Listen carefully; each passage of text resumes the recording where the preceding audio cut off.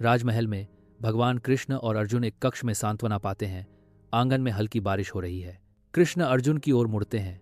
उनकी अभिव्यक्ति विचारपूर्ण होती है क्योंकि वे बोलना शुरू करते हैं। अर्जुन, तुमने अक्सर पूछा है कि मैं कर्ण की उदारता की इतनी प्रशंसा क्यों करता हूं।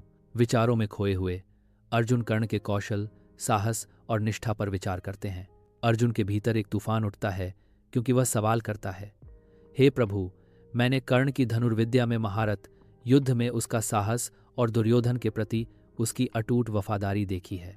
अर्जुन का संकट गहराता है क्योंकि वह चुनौती देता है, लेकिन उदारता जो अन्याय का समर्थन करता है वह वास्तव में उदार कैसे हो सकता है।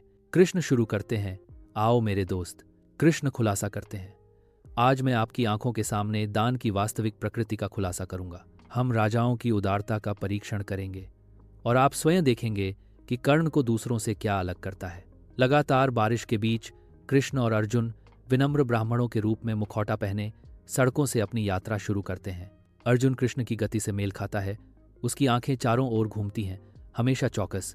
तूफान से युधिष्ठिर के महल का उभरने लगता है। युधिष्ठिर के दरबार में ब्राह्मण शाही कृपा की तलाश में आते हैं। युधिष्ठिर शाही वस्त्रों से सुसज्जित ब्राह्मणों का गहरा सम्मान के साथ अभिवादन करते हैं। वह सेवा के बारे में पूछताछ करता है जो वह प्रदान कर सकता है। कृष्णा घोषणा करते हैं, हमें एक पवित्र अग्नि यज्ञ के लिए सूखी चंदन की लकड़ी चाहिए। युधिष्ठिर के महल के विशाल कक्षों में एक बुलावा गूंजता है जो मुख्य कोषाध्यक्ष को बुलाता है। कोषाध्यक्ष आता है। युधिष्ठिर कोषाध्यक्ष को संबोधित करते हैं, आवश्यक चंदन एकत्र करो। कोषाध्यक्ष मुड़ता है और कार्य पूरा करने के लिए प्रस्थान करता है। नौकर वापस आते हैं। हार मानकर उनके भाव महल की नम निराशा को दर्शाते हैं। युधिष्ठिर की आवाज सन्नाटे को चीरती है, मैं ब्राह्मणों से क्षमा याचना करता हूं। कृष्णा और अर्जुन बारिश से भीगी सड़क पर वापस आते हैं। शहर उनके सामने फैला हुआ है। कृष्णा और अर्जुन उस जिले की ओर बढ़ते हैं जहां कर्ण का महल इंतजार कर रहा है। कर्ण का महल उभरता है जो शक्ति और रहस्य का प्रतीक है। एक सैनिक उन्हें रोकता है, रुको, अपना उद्देश्य बताओ। कृष्णा शांति से जवाब देते हैं, हम एक धार्मिक अनुरोध लेकर आए हैं। कर्ण ब्राह्मणों का अपने स्वागत कक्ष में स्वागत करता है।